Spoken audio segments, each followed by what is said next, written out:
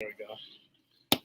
All right, everybody, here we are, the TMC Podcast. This is Uncle Tickles. I am here with our guest. He's so hot right now, he could take a dump, put some fish hooks on it, and sell it to Queen Elizabeth. Ooh. We're talking to Willie Boyle, sometimes known as Big Willie Style. He is joining us all the way from Missoula, Montana. Willie, say hi to everybody. Hello out there in podcast land. Yeah. Everyone. First time on a podcast, long time listener. Yeah. No, everyone was pretty excited that I talked to. I've got a bunch of texts this leading up till tonight. So hopefully the chat is as excited as we are. We're talking about Zoolander, a comedy that came out in 2001. I keep saying in these episodes that I'm glad we do this, because it makes me go back and kind of realize things I wasn't aware of at the time. I didn't realize this movie came out right after 2000 or after 9/11. Wow. Yeah. Just if it was 2001, everything just kind of happened right then. Yeah, and I guess it's probably justifiable. It kind of overshadowed it. Right. Yeah. So this movie did not do well at the box office. Another trend here for TMC movies, that become cult classics but don't do well in the box office.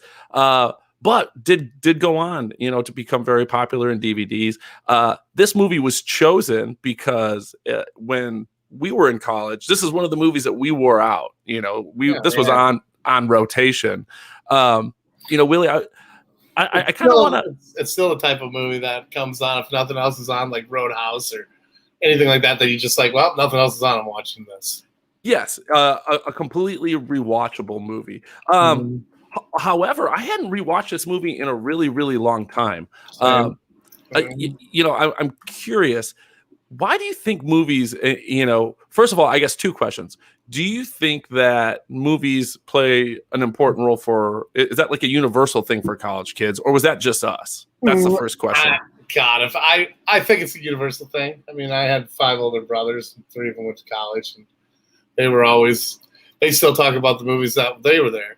I think a lot of it's because you're poor. You can't, the only time you go to the bars would it be 2 for $1, or if you were chasing a girl out down there, or a guy, or whatever your pleasure was. But it was just an easy bonding, have fun, laugh. And we weren't that funny, and we were trying to figure out who we were, so we just ripped off everybody else's lines. That's a pretty good. There are quite a few lines from this movie that I think are iconic. That a lot of people quote all the time. I was surprised. There are a lot of smaller lines that I didn't even realize I was quoting Zoolander that I say in my day-to-day life even today. Man.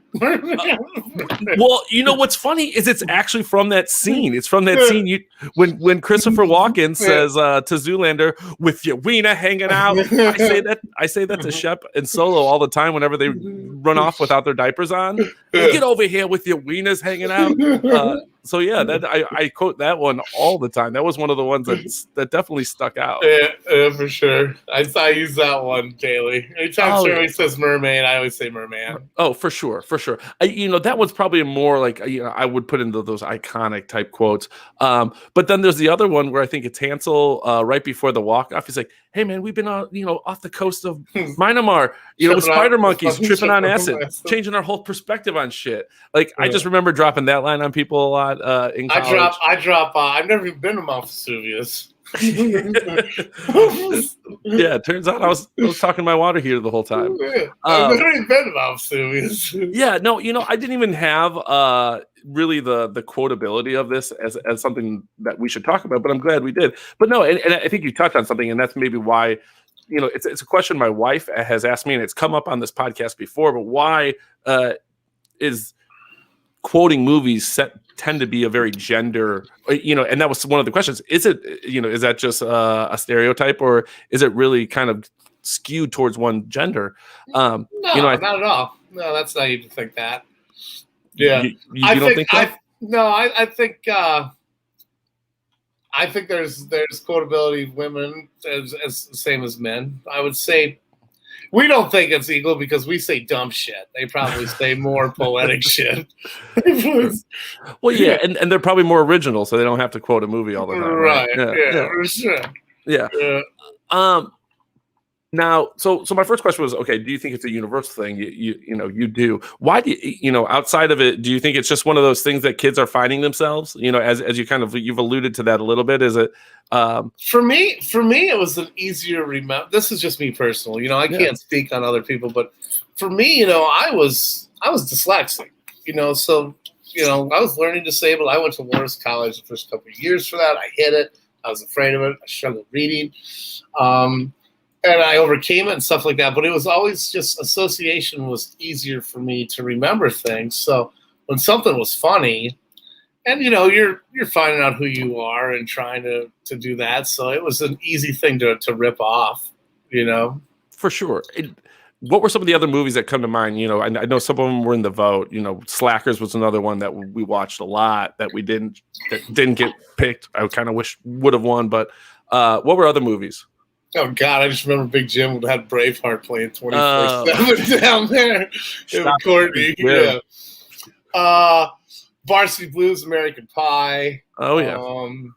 Those were big ones. If I looked at a list of movies, like comedies that came out from 2000. Super Troopers. Oh, God, yeah. So I actually have a bad memory of Super Troopers. Justin, but it's still a hilarious movie. I was living with Seth at the time, and it was I was in a criminal justice with Deidre Tintis. Was that her name? Oh, yeah. Yeah. And H-Dub, Super Duper. I was in that class with you. Yeah. So we were supposed to go to Super Troopers tonight, and then Justin DeMoss got in a car accident and passed away, and I had to drive to Cedar Rapids to see him. So it's just every time I see it on or whatever, it just always brings up a PTSD bad moment. Mm-hmm. Bummer. But the movie's amazing. It is. And I know Royal Tenenbaums. Sucks, but everything too sucks. Royal Tenenbaums was another one that we watched a lot. The Doors was a movie that you watched nonstop. It was in the vote. You love that movie. Do you want to give a couple seconds to give The Doors some respect that they didn't get by the voters? I don't know. I probably just did it because there's the sex scene. Meg Ryan, you're a big Meg Ryan guy. No, Pamela, the old lady, the old witch lady. Oh, okay, yeah. Wasn't it? But I just liked it because you're in college and everybody likes the Doors and Led Zeppelin and all that in college, and you're just like whatever now, But oh yeah. But I love that movie. I love the filming, the cinematography of it was awesome. The music. Val Kilmer crushed. Like the concert scenes were way cool, and we were just kind of getting into going to concerts then too. And you're like, I want to go to a concert like that. And then once you go to one, you're like, woo! I want to go to another one. Oh yeah, and in another little cosmic giggle, I like to point out these. I said we're going to have this as a regular segment. Things that connect our other episodes to this one. We're talking about Jim Morrison now. Almost Famous we covered. Philip Seymour Hoffman has that famous little tirade about Jim Morrison and the Guess Who. And he's he's pretending to be a drunken buffoon, but he's brave enough to be a drunken buffoon, which is poetic. Sure. I guess if you want to look at Shakespearean, there's always isn't a tragedy, right? Oh, for sure. But yeah, no. So those are some of the other movies we love. We're talking about The Doors. We have a particular story, and I think this is a good little segue into the next question, just talking about some of our favorite college stories. Do you remember a specific time that I edited The Doors? Your Doors VHS? Yeah, I definitely, yeah. You know what we're talking about? Yeah, I do. Yeah, we were doing stuff we weren't supposed to. Yeah, can I tell that story? Yeah, go ahead. Yeah, okay. That was 25, 20 years ago. Yeah, exactly. A very long time ago, everybody. So Willie and I, we've already established, we're roommates in college, and I know that when Willie would eat a certain fungal substance, he would like to watch The Doors. And so at the time, I was taking a lot of film classes, and I thought this was a great opportunity to try to switch out his copy of The Doors for a copy that I had basically copied onto a VHS, but then I had edited in little snippets of like short films that we had been working on that were all like pretty creepy. But so when I did this, I just snagged a VHS from our TV studio, right? Just thinking it was an empty VHS. So the joke was really on me. So like I'm waiting for this. I know that Willie and some friends are watching it. I know they're gonna, so I don't want to be there when it happens, but I want to be there shortly after they I think Rory was there also. Yeah, Rory was, Mahoney, I believe. Maybe if Danny Slimmy might have came in. Yes, you had some friends come in. So not to totally incriminate. And then those two girls too. Okay, I hung out with Schofield all the time. That ended up being friends with us. Yes, and so you guys are having this experience. What first of all, I imagine that was pretty trippy. But then the best part is the tape kind of goes blank for like a half hour. Yeah, half hour, 45 minutes. Yeah. This is where I come in and I'm asking him questions. And then what happens is one of the more magical moments I've ever seen. A bunch of other students who I had taken all these classes with had filmed just something that they never thought anyone would see. And do you remember the musical artist? We built this. Was it that? It was Eddie Money. It was. Yeah. I knew it was one of them. Yeah, Take Me to 2 Tickets to Paradise. There you go. And so the video, I knew it was one of those 80s. Yeah. Guys. It was. It was really magical. It was. It was like kids, they were on safari. Yeah, they were fucked up out of their minds, and they were dancing with like industrial size cans of tomato sauce to Eddie Money songs. And behind a green screen, and in the green screen, it was wolves mating. And then they had the audio of this nature documentary of whatever. I would love to get my hands on that. Oh my God. I wasn't on mushrooms that night, but I felt like I was watching that. And I can't imagine, because like I came down and it was somewhat chaos at that point, because you guys were like, how did you get the movies in the movies? I just remember that being the question. Like, how did you get the movies in the movies? And I'm trying to play dumb. And you guys knew something was up. Another one of my favorite games in college was when Willie would be under any substance, and I wasn't. I like to change clothes every time I would walk out of a room and come back in, just to fuck with people. God. And yeah, so these sort of things, like these sort of games. I'm a professional now. Oh, now you are. Yeah, you learned from some of the best. But so these are the things I like to do. So they knew something was up. But then work professional. Yeah, when this video came on, like I felt like I was tripping. We lost it. It was one of those things where I couldn't even look those kids in the eye anymore, because I felt like I had seen something so intimate and so personal. It's one of my favorite college memories. So what are some? I remember a line that Rory kept saying. He took a line from God, was the Adam Sandler movie? He's like, "Oh, the men's at table 9." He can't call him. Yeah. Which was a bully thing to say, but God, that was funny. No. Rory was a bully, and it was a funny. God. Yeah. Those things don't have to be mutually exclusive. Yeah. What are some of your other? Any other favorite college memories you want to talk about that we can talk about before we jump into this film? I'll give you an opportunity here. Oh my God, where do you start? There's so many. I remember the time that the FBI showed up at the Walnut Tap golf outing. Do you know that one story? Do you remember that story? Kobe Bryant. Yeah, Kobe Bryant. That was so we were golfing all day long, and we all hung out at this bar called the Walnut Tap. And if I'm back in Dubuque, I stop in there right now to say hey to Craig. For sure, 100%. Yeah, Craig. Yeah. And that was San Antonio. Yeah. And we were partying all day out on the golf course, drinking, having fun. And then we went back to the Nut afterwards for food and prizes and stuff like that. And then a bunch of our friends lived next door in like a duplex right next to this red brick duplex right next to the bar. And in their backyard, they basically had a bunch of cans set up and shoot baby guns, cans off the top of the bar. Oh, yeah. I learned that night how to basically take 2 pieces of foil and put them in opposite ends of an outlet, and then take a Q-tip and click them together in sparks, and then light a cigarette. I learned that night. But this kid that was there was a friend of a person that came in, and I'll keep people's names out of it. Yeah. But he basically had gotten the accuser of Kobe Bryant at the time, who basically accused him of rape and sodomy and all that, which was, I think, in like Eagle, right outside of Vail. Yeah, right. Yeah, in Colorado, you're correct. Yep, and he was out there. I'm assuming because of that, the doctor was a world class like knee surgeon or whatever. And he was out there visiting her, so like the dates and stuff matched up. Well, anyways, this kid ended up having her cell phone number somehow. Called her and said that he was gonna kill the kid with a rusty coat hanger. Like left her a voicemail with that. And I remember thinking, what an idiot.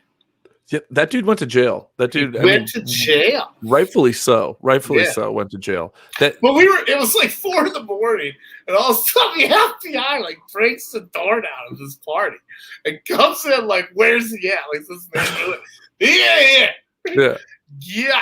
And this isn't the So and then the story gets a little better. Then everybody's like, well, let's wait 10 minutes and then get the heck out of here. It's the first and only party I've ever been to, and I've seen the FBI show up. Dubuque police would come to quite a few. Everyone. Yeah. Every single one. Everyone. And then and then me and Pope were standing outside. He's like, I'll drive. And I was like, yeah, let's just call a taxi. And all of a sudden, Carrie Ann pulls up, and she's had this 5.0. And we can say these names because then people would know this. And she pulled up with this 5.0. She's like, is such and such there? You're like, no. She like squeals off. She wasn't there. And she had cat scratch fever like blaring on the radio. And I was just like, time to go home. Yeah, no, that was that was one of those nights I was pretty glad not to be. I was like, I'm not so sad to have missed that night. But a wild one, yeah. The FBI. That was in the summer, so that's why you wouldn't have been there. True. Yeah, because I didn't live too far from there, no. So I just would stay in the summers. You were from the pride and joy of Cascade, Iowa. That's right. Cascade, Iowa reminds me a little bit of the New Jersey mining town. When you go back, do you get a little bit of like the Zoolander treatment from the people who stayed there? Do they think you're a pretty boy merman? No, definitely not a pretty boy, but no, I definitely know everybody in town. So, yeah, that was the nice thing about growing up in a small town. I was very fortunate. Never saw my parents argue. Never, still to this day, I never even do you guys fight? Like that's crazy. Toots is a goddamn saint. Yeah, Toots is a saint. She really is. Yes, and I was actually hoping that your favorite story was going to be the time you came home and me and Toots were practicing yoga together. No, I'll leave that one out. No, that was not your favorite. I'm like, what are you doing? Well, teach me yoga. I'm like, get up. We're playing Twister. Then the time you guys definitely stole my car, drove through town, flipping everybody off. Oh, and everybody's like calling my parents, like, Willie's driving through town, telling us to fuck off and flipping us off. And I'm at work, and I'm like, well, there can only be one person for that. All right, so yeah, let's preface this a little bit. I should have said this at the top of the show. Well, Willie Boyle is not just my college roommate, but he's also the Guinness World Record book holder for the man who stood up at the most weddings. He's a very popular individual, the mayor of Cascade, and he touted this very early on. So yeah, when we as roommates to Willie, we got we got a hold of his keys, and we decided it would be super funny if we drove his very identifiable car through his very small town and just honked, because it's one of those towns. I swear to God, everybody waves at everybody. You have to wave, and we would give you shit about that in the beginning. We're like, why the fuck are you waving at every single person on one finger? No, you got to do it. You got to do it. So once we realized, like, everyone. You also had a super identifiable horn, right? It was like some crazy sounding. Yeah. There was like a taco switch that was like a siren. Right. So it was. So it was one of those things where it's like people aren't even going to necessarily care to see who it is. They're going to see your car, they're going to hear that sound, and then they're going to look and they're going to see the middle fingers. They're just going to think immediately it's Willie doing it. Right. So yeah, we had a lot of fun that day, just driving around flicking off farmers in Iowa. A lot of fun. Another thing comes on anytime they had any double bubble where they ended up having like 10 cent you call it for like a 20 minutes. We'd order 60 shots. Yes. And people, I remember the one time, Rory, me and you were walking around the bar. Rory comes somehow. He just had. It seems like Rory always just had one shoe on at every party. Like even the last time I saw him, he left your house with just one shoe. It's true. Like, it's true. That's Rory. That's true. Just one shoe. And he comes still out of the bar with just the one shoe on. It's amazing. Yeah, no, that was pretty good. And no, people don't like. They think I'm exaggerating when I say that we had a bar that had 10-cent you call it's where it was, and they didn't have a cap on what you ordered. So 60 shots. Yes, someone would walk. Yes, that's what we would do. And here's $2. Give me 20 shots in one of those little personal like trays. And start handing them out. Yeah, and there'd be fight. The whole bar be fighting. You have to wade through puke by like. I'm shocked those two brothers didn't make it. Yeah, really, really disgusting. Dubuque, Iowa. That's that's our PSA for don't go to Loras College. I disagree with that. I think Loras is a good college. Yeah, I don't know. I mean, I couldn't get into Northwestern. Yeah, you probably could have saved yourself a lot of money and gone to Iowa City. I mean, I graduated okay. You know what I mean? Yeah. So yeah, well, yeah, I was in state, and my brothers went there, and I just messed with the system a little bit. Just mess with the system. I don't know what that means. I'm not going to ask you to figure out ways to get money. Yeah, you know. So we're going to go to our favorite scenes here in Zoolander. Willie, why don't you kick us off? I have quite a few. It's almost like pretty much the whole movie. If like, how long have we been on this already? It's almost half hour. I mean, we could just sit here and read the script and we could laugh at the scene. I mean, it is such a dumb movie, but God, it's you still laugh every time you watch it. Oh, yeah. Like this is so dumb. It's amazing. Like when he's hiding out from Agatu, basically, so he doesn't go to the show. They take him over to Owen Wilson's to Hansel's house and she's like, and trying to get him in there. And he's like, well, apologize. So he's like, why are you acting so messed up towards me? He's like, why are you acting so messed up towards me? It's like, yeah. And then just such bros. You're like, this is definitely how kids talk. I love it. It is. And it's like, I think that's what makes, this movie's great for a lot of reasons. One is, Owen Wilson and Ben Stiller are just like so genuine in their portrayals of these characters, right? Like it's so sincere. But it's also great because like these moments and these side characters. I have Shez Hansel as for sure one of my favorite scenes. I think that whole scene, like just taking you through like how cool Hansel is. Like the outbreak coming in. That's right. I mean. I think this is something that's worth talking about for a second too, because there is a scene right after the apology, right, and then Hansel welcomes him in. He tells him, "Oh, like you're the reason I wanted to be a model." They walk in, and this is something. It's a stupid like Zoolander, for all intents and purposes, is a funny movie. You can read minds. Yeah, it's a stupid movie, right? But this shot, right? Like they walk in, and do you remember there's the half pipe in his house? Oh, I was just thinking that. And they just like slowly walk through, and like everyone, there's like just this like, yeah, exactly. That scene was probably really fucking hard to shoot. Like technically, it's a hard shot, but it's such a they're doing it for such a silly movie. Who directed that? I do have that.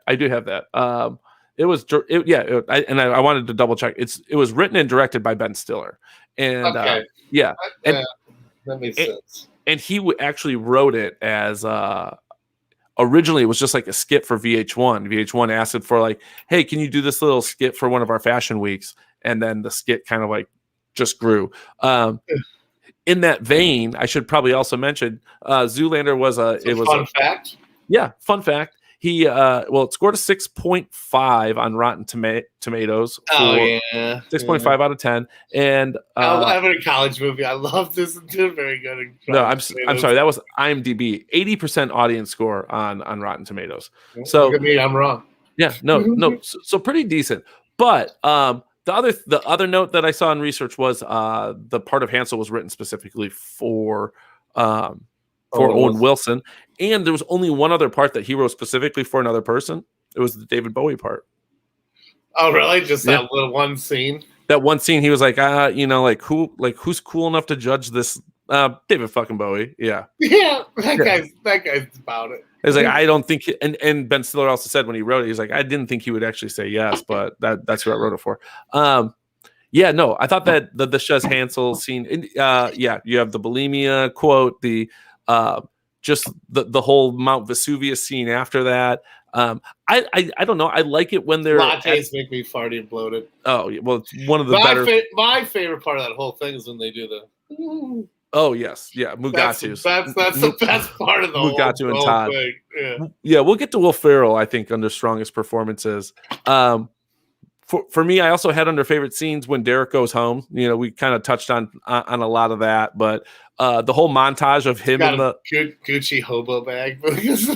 Yeah, going back to the mine. But I think my favorite part in the whole him returning back to New Jersey, the coal mine thing, is when his dad's about to swing the pickaxe and his joke is to pop out like in the camouflage all coal black.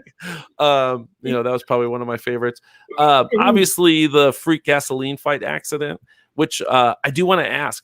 We had an earlier episode. I watched it a few weeks ago, and somebody when I was watching, I was like, "Well, that guy looks," because we were going to do this. Oh, Alexander Skarsgård.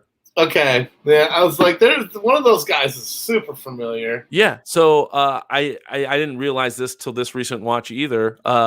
One of the male models who dies in the freak gasoline fight accident, and who I think also says, like Hansel, have you even like heard of styling gel?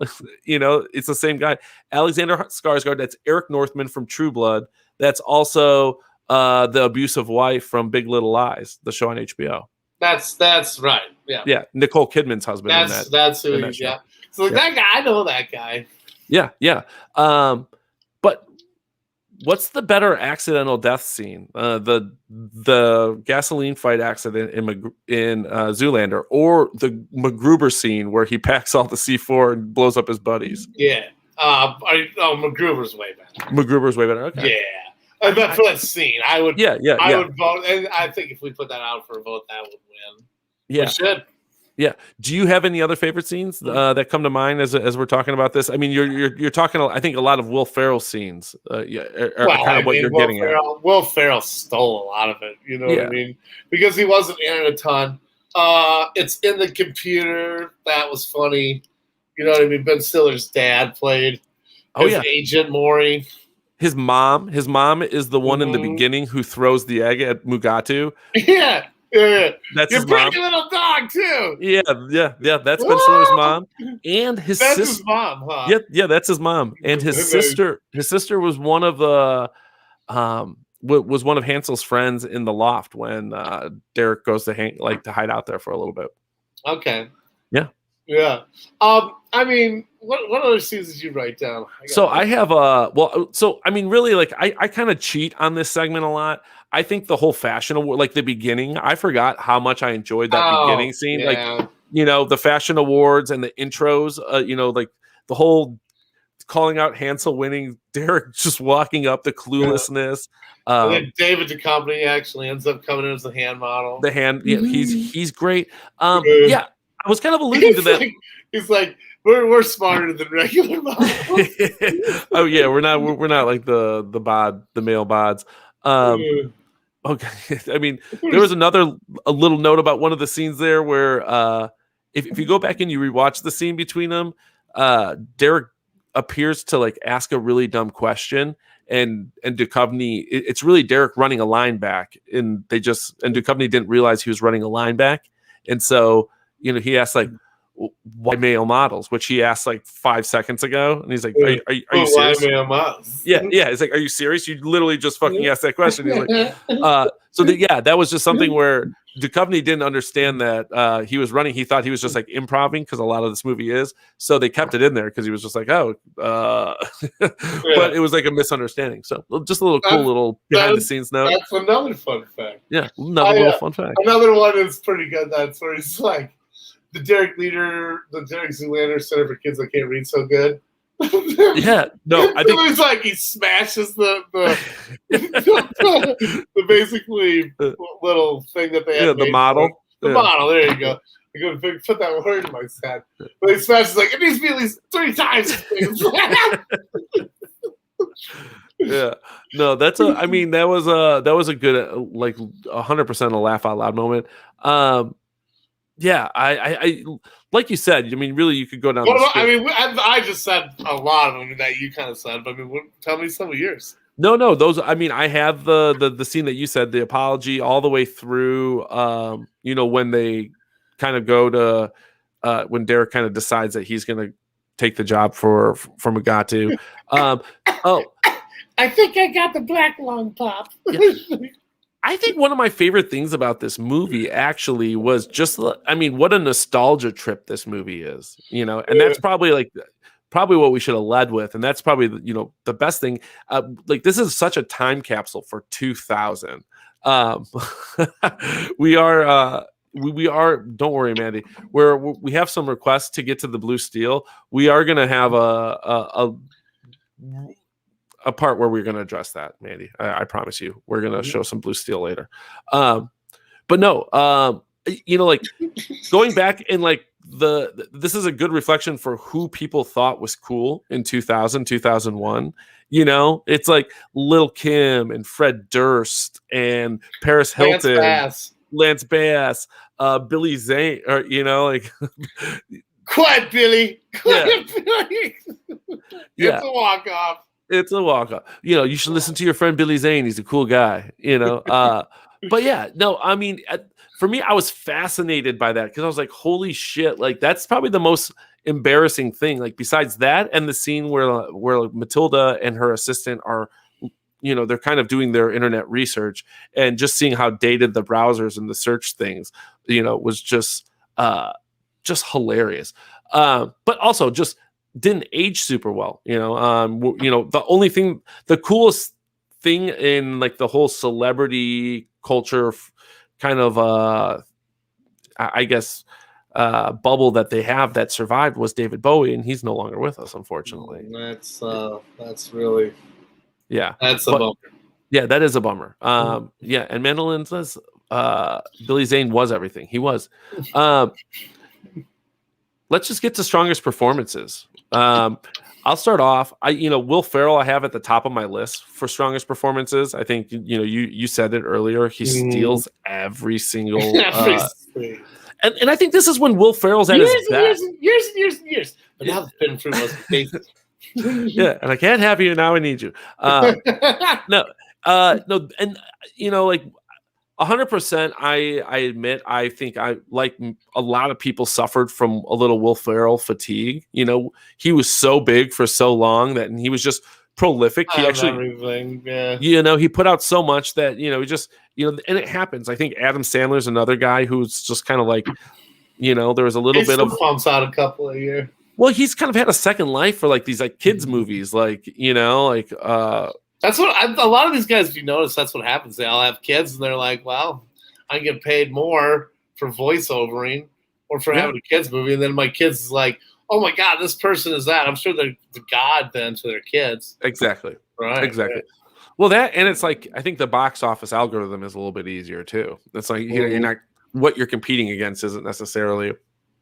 And it's fun for adults too. I think all these new Pixar kids animated movies, whatever, Disney, for sure. I can't wait to watch them. Yeah, I'm going to watch them with Shep, and I don't have kids, and I can't wait to watch them. Yeah, but I'm thrilled when it's there's all these when someone from SNL is attached to it. And you know what? That's a good tie-in too, because we talked about a lot of for us, we ran through a bunch of movies that were super important to us, and they were, but also I think we were at the very cusp of when, the golden age of television too.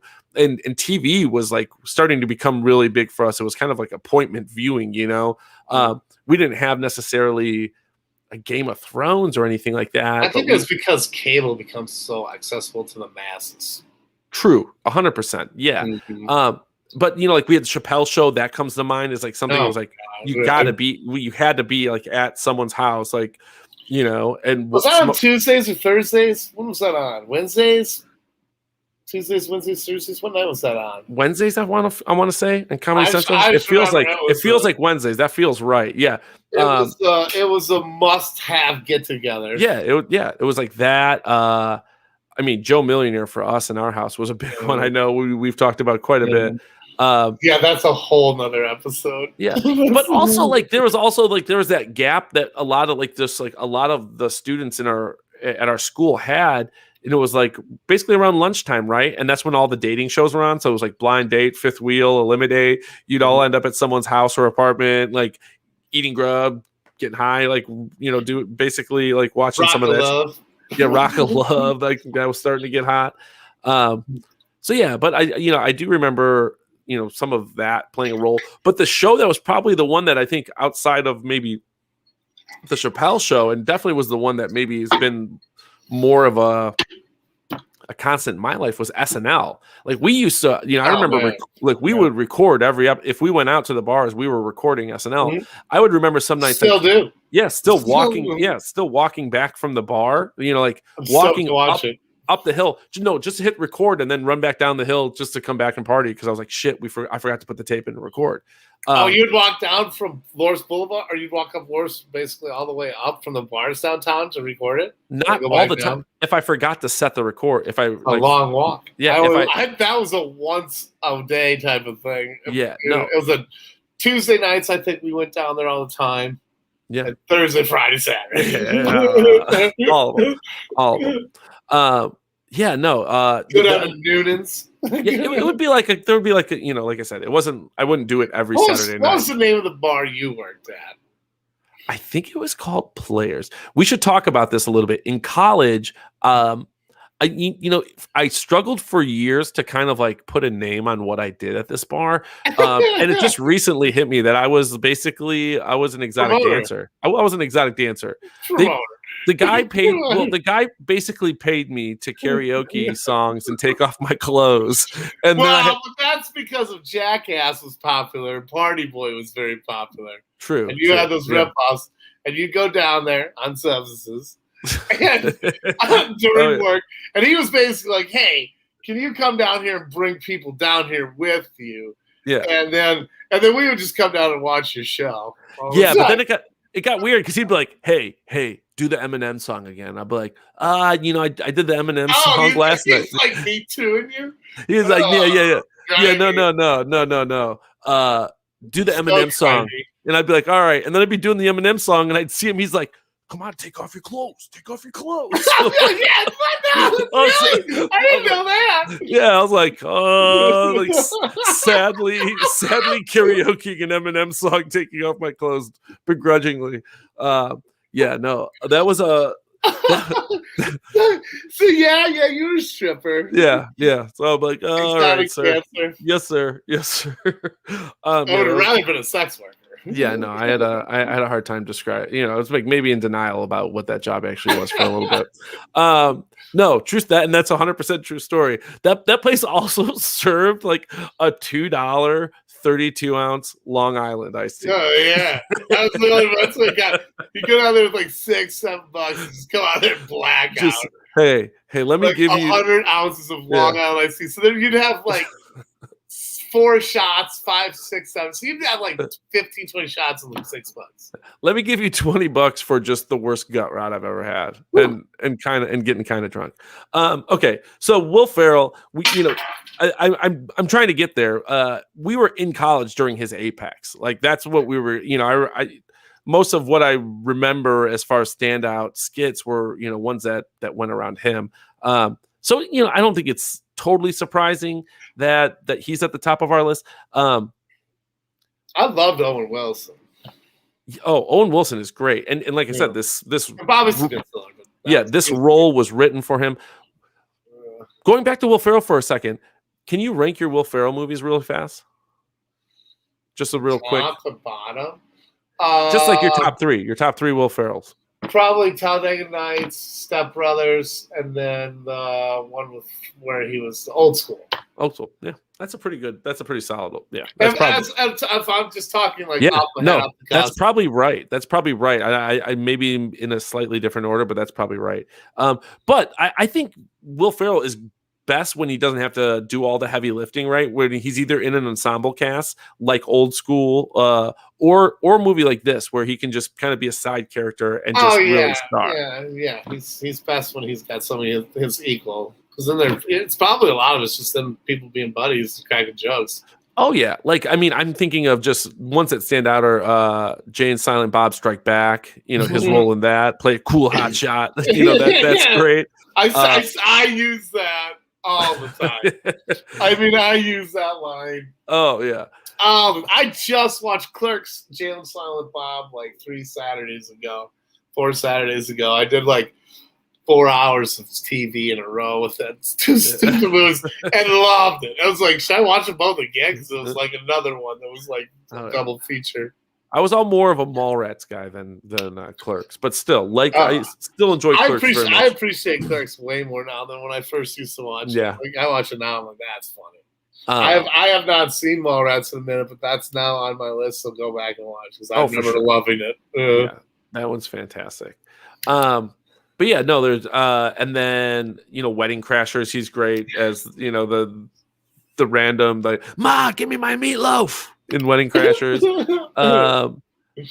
And there's a few others that are escaping me that I had written down somewhere. I'll look if they come. What you mentioned Owen Wilson. Who else is on your strongest performances? I mean, you can look at like the little ones, like the little performances, like you mentioned earlier. Bowie, Zane, his dad. What is it? His which was John Voight. Like that was a great little performance. Oh wait, wasn't it Walken? Or was it John? It was John Voight. Yeah, it was John Voight. Mm-hmm. Oh, I said okay, yeah. It was John Voight. Yeah, he had a good one. You know who else was that? His brother was played by who's the guy in Old School? Vince Vaughn. Yeah, Vince Vaughn's in that movie too. I forgot that. Yeah. I don't think he talks though during the whole thing. No, just a bunch of really. So that must have been Vince Vaughn at like right after or right before Swingers. You know what I mean? For sure. Because Swingers came out, I think, when we were maybe in sophomores or juniors, right? Swingers might have been when we were in high school. Are you saying sophomores and juniors in high school or in college? Yes, in high school. Sorry, I should have made that clear. Yeah. So it would have been right after that. So it would have been like a famous cameo. You know what I mean? That sort of thing. Yeah. No. I also have on my list of just I thought Christine Taylor. Yeah. Ben Stiller's wife. But is that where they would have met to fall in love and get married and then later on divorce? No, they were married at that point. Okay. Yeah. No. I was wondering that when we were doing that. I didn't have time to look up fun facts, but I should have. Yeah, no, that was had a better. No, that was their first film together, or their first film that they did as a married couple. But yeah, no, I really thought she was great. I thought her reactions were fantastic. And I think it's hard when you're in a movie with someone like Ben Stiller and Owen Wilson, and you're constantly in scenes with those two, to like just not get swallowed up. And I thought she held her own, and just more than held her own. What would your top 3 Ben Stiller movies be? I would be able to pull mine pretty easy. Oh man, well, I think it's probably The Royal Tenenbaums is probably number 1, even though I don't know if you necessarily call that. Yeah, I would. I mean, as far as movies, yes, that's the best movie he's in. That's my favorite. That's my favorite movie. Yeah, I guess that makes sense. Gosh, I mean, Zoolander's on there. Cable Guy, and Cable Guy's the other one. If it's just top 3. Pick up.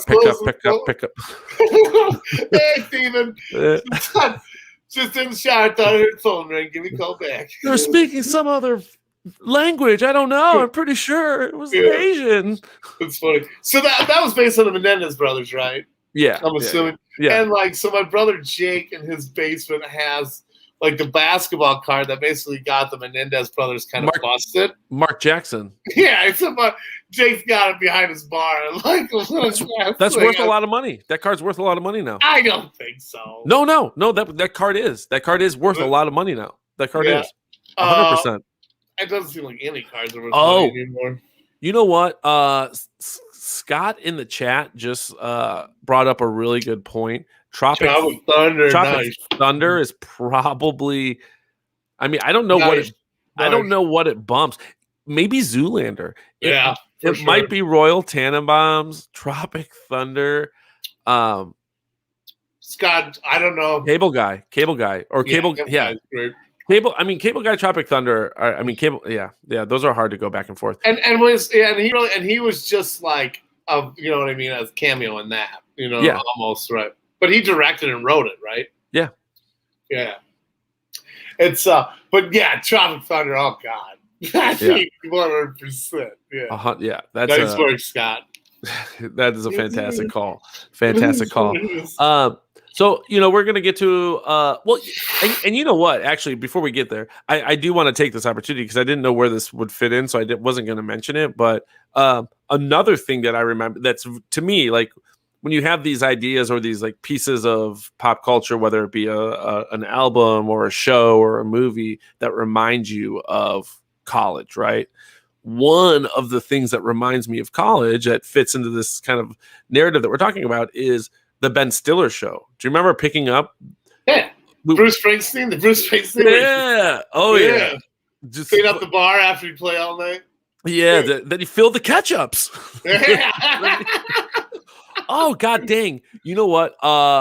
Okay. Mandy also brings up Tony Perkis, I think, is one of Ben Stiller's greatest roles ever from Heavyweights. That is also a very good point. You might have to... you know, his resume of just fantastic films just keeps growing. And there's a couple other ones that, like, you know, Along Came Polly. What's the one where he has the honeymoon and he meets someone else? And I know what you're talking about. His wife gets the real bad sunburn and he like does this double take. I know what you're talking about. The Heartbreak Kid, I think. There you go. Yeah. I mean, not that that's a great movie, but I just remember liking it. I remember liking it more than I thought I was going to like. Long Came Polly is, I mean, spectacular, too. Philip Seymour Hoffman, to me, is like, that's his best role. In Along Came Polly? Yeah, that's my favorite. He's my favorite. I don't know. Like, Scotty J is my favorite. Yeah. Scotty J. And, yeah. Hey, Derek. Got a really cool car. You know, that's a good question. Mandolin also asks if she thinks that Ben Stiller channeled some Tony Perkis from Heavyweights in Dodgeball. I've always felt that, and I've always felt that. 100%. It's the same character. Yeah, I think anytime you see, I think it's the same thing with him and Billy Madison too, or is it Billy Madison? No, not Billy Madison. Happy Gilmore when Ben Stiller plays the orderly, right? And he's like. Anytime you see him play like the villain, I think he's tapping into the Tony Perkis character. That's just something that's there. That's his alter ego. Yeah, that's his bad guy thing. You know, it's a little one dimension. Yeah, and Scott also says something about Mary is great. It is. You know, I just can't put it in that pantheon with some of the other movies we're talking about. Ooh, Scott got shut down. No. You know, no, it is. It's a great, you know, it's just, you know, there's not enough room for everybody in the lifeboat, you know, and Kate, as long as I'm in there. Yeah. You know, Kate had to, you know, put Jack to the bottom of the ocean, and every now and then there's a good Jack that's going to have to be put to the bottom of the ocean. I remember thinking to myself, if Leo DiCaprio dies in one more movie. And for years, I don't know if you remember saying this, I'm like, Leo and Brad need to do a buddy cop movie, and then they do like a buddy cop kind of movie with like Tarantino, which is awesome. So I think that movie, I've read a little bit about it. It's so his character's based on Steve McQueen, but their relationship's based on Burt Reynolds and his stunt double. I did hear that. Yeah. No. Mm-hmm. From Smokey and it's his lifelong stunt double. But didn't he meet him in Smokey and the Bandit, right? Possibly. Yeah, I believe that's right. But that's what those relationships and those characters were based on. Yeah, I really enjoyed that movie. Loved it.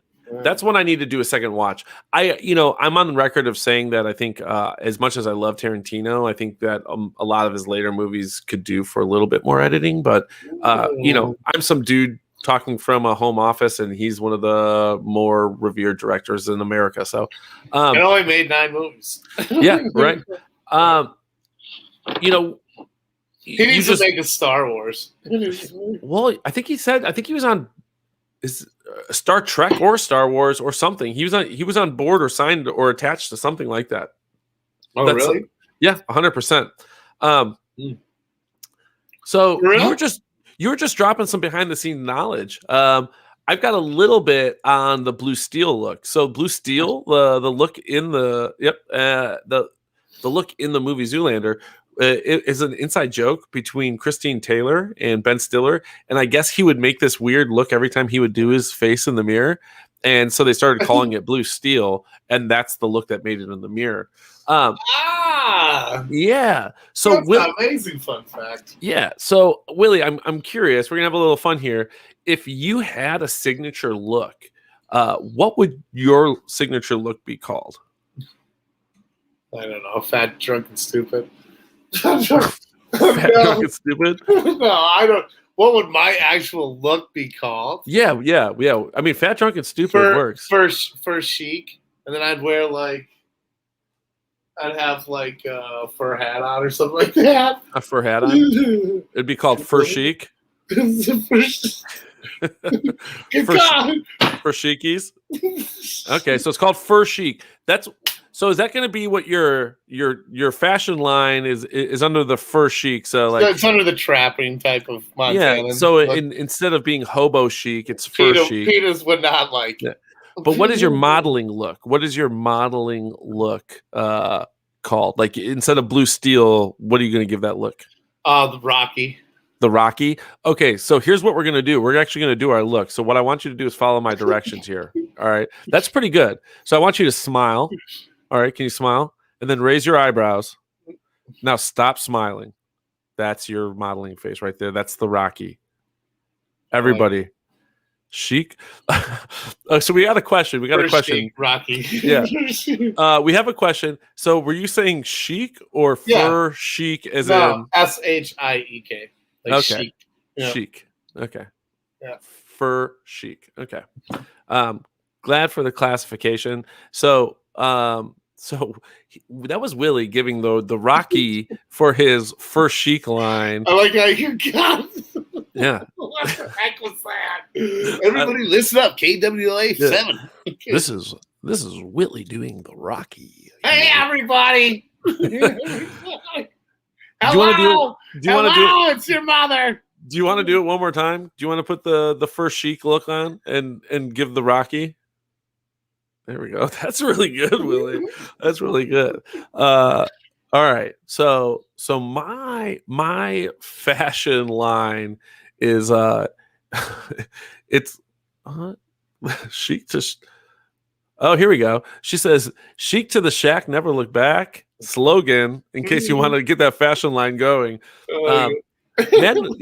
Mandy has some experience in the fashion industry, so she is probably not a bad person to take advice from. If I get into clothing, I'll let you guys know. But right now, it's not the future of the chic. So I would say my modeling look. My look, so not my fashion line, but my modeling look, the look I'm going to give, it's going to be called the wet fart. And so I'm going to smile, raise my eyebrows, and then that's the wet fart. And then I farted. I shit my pants. It's called the wet fart. And then my fashion line is going to be called Chubby Zealous. So it's just Chubby Zealous. It's like for people who want to pick up people who are shopping for fat clothes. Yeah, it's you're not quite fat enough, but you come back a couple months, I might holler at you. Yeah, keep on eating. So yeah, Chubby Zealous. Oh, Leaqua. Oh, this is great. Yeah, Madeline. She's. You know what? Wet fart. The wet fart face is good, but if you want to make something good and you want to make it better, just say that same thing in French. So Leaqua farte is the look. And then if anyone out there is speaking French can tell me how to say chubby zealous in French, that'd be great. And then we'll have our line.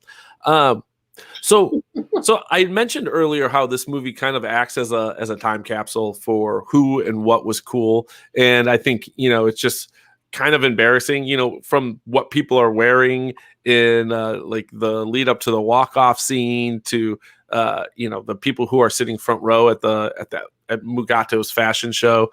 Oh, by the way, Scott did confirm here again that Quentin Tarantino was attached to a Star Trek movie, and that ties into what I was about to say. Mugatu is a character based on a Star Trek character. So is that something that's a go? I don't know if it's a go, but I know he's been attached to it for a while. It's something that I remember hearing quite a bit. I mean, it makes sense as a Trekkie, which is actually, do we know, the Captain Kirk's from Iowa, from where Myrna's family's from, Joe's wife, and which is Riverside, Iowa, which is outside Iowa City. So what's the dude's name? Played Denny Crane in the Boston Legal. He's on the Priceline. Shatner. Yeah, Willie Shatner. So his character in Star Trek, and so was basically born in Riverside, Iowa. And they have Star Trek days. Oh yeah. But so when they had this show, this Invasion Iowa, and Myrna's family was the basis of Captain Kirk going to Riverside. It was amazing. That's crazy. And they're hardworking, beautiful human beings. You know what I mean? So but it's just another sidebar, I guess.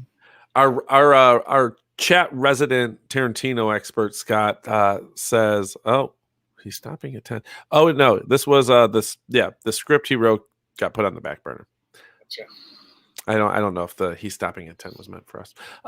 So anyway, yeah. He's only gonna do one more movie. Would that be Kill Bill 3? Stopping at 10 movies. That makes sense. Yeah, maybe. Yeah, that I guess that's what he means. Yeah, because he did 9 movies. Would that be Kill Bill 3?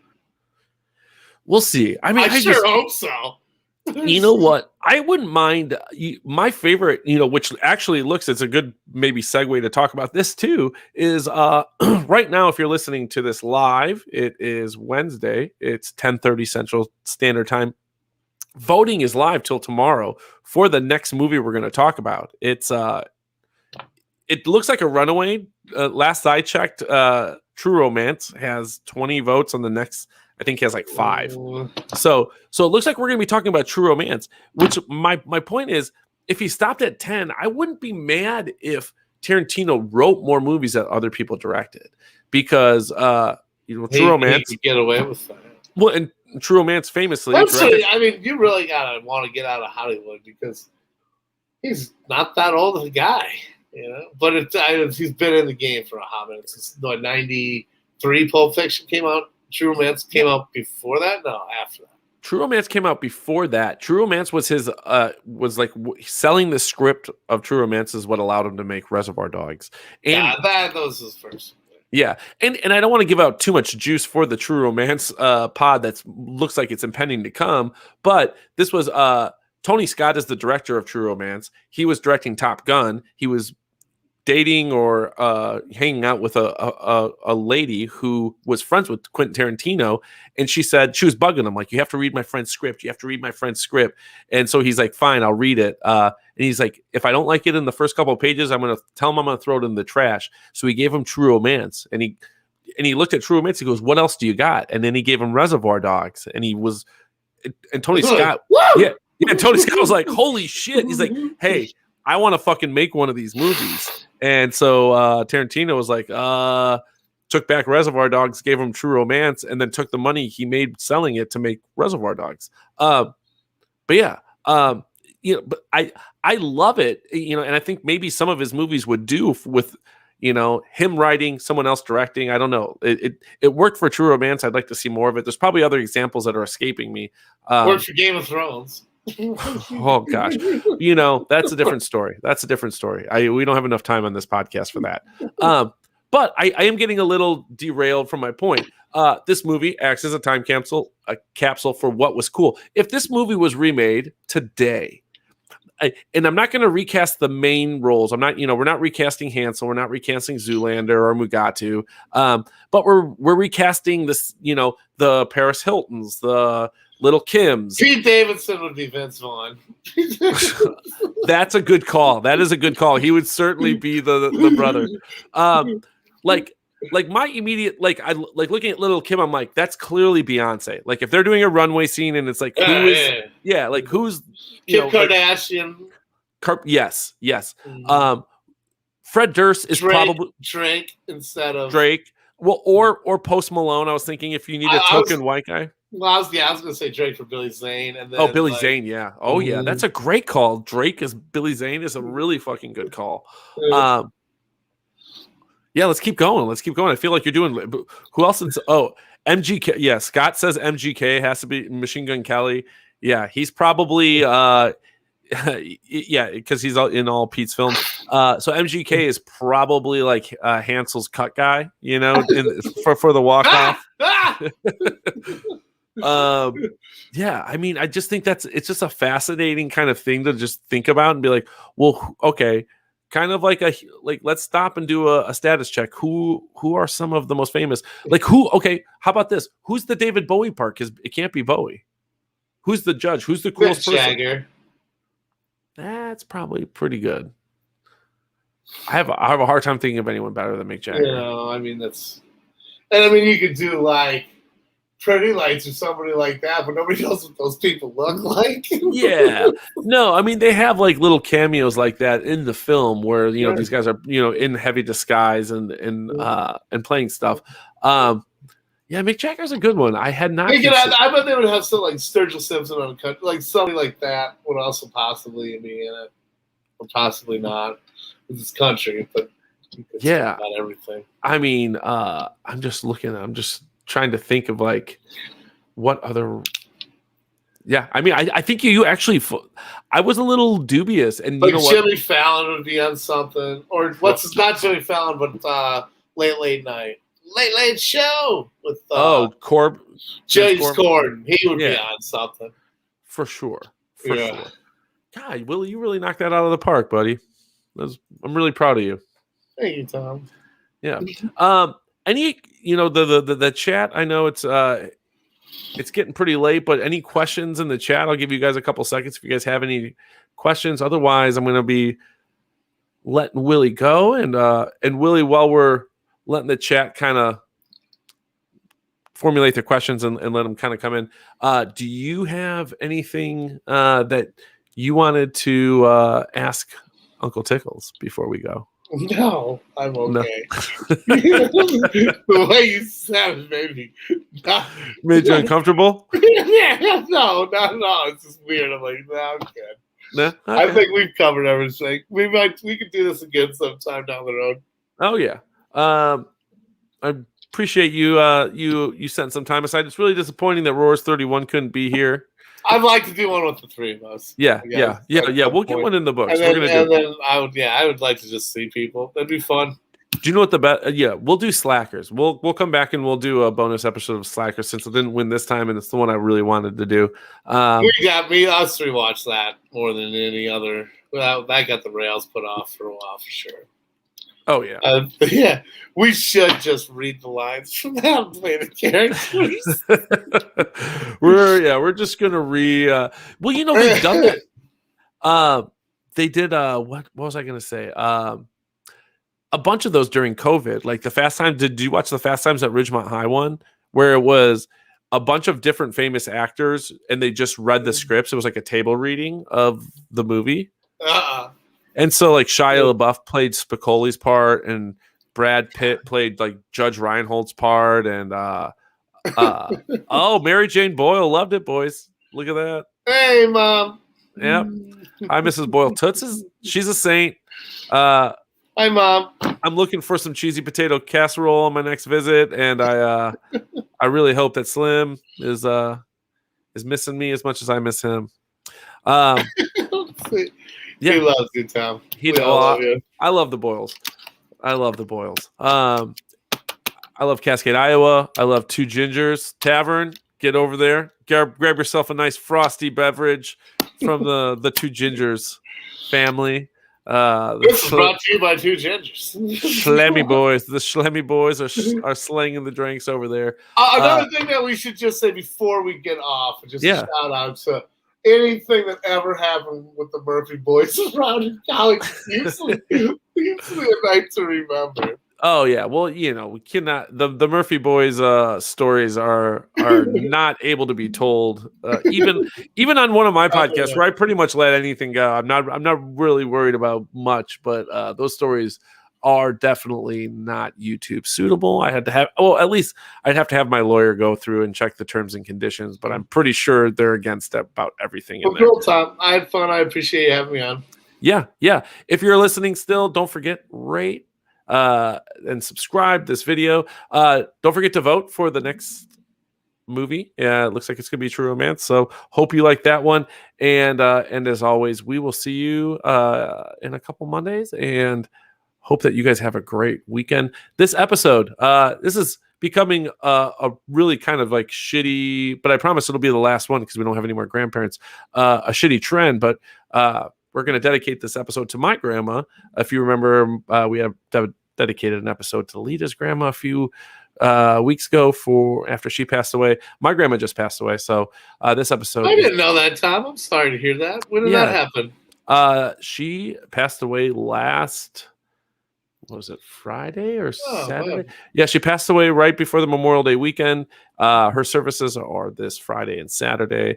So she was an awesome woman. Mimi. Your mom's dad? Your dad's dad? My mom's mother, yeah. So yeah, Mimi was a great person. Mother, sorry. Yeah, no. But she lived a really long life. Great life. She was a cool fucking woman that made a lasting impression on a lot of people. So it's truly a celebration of life, and this episode is dedicated to her, Mimi. I think she would have liked it. She had a good sense of humor, and I think, this was a good one for her. She would, and a great sense of style too. Mimi always looked good, so very fitting, very fitting. Cool, man. Yep, Willie. Have a good night. I love you, Appreciate buddy. You. Love you too, man. Love everyone out there. We'll talk to you guys later. Bye bye.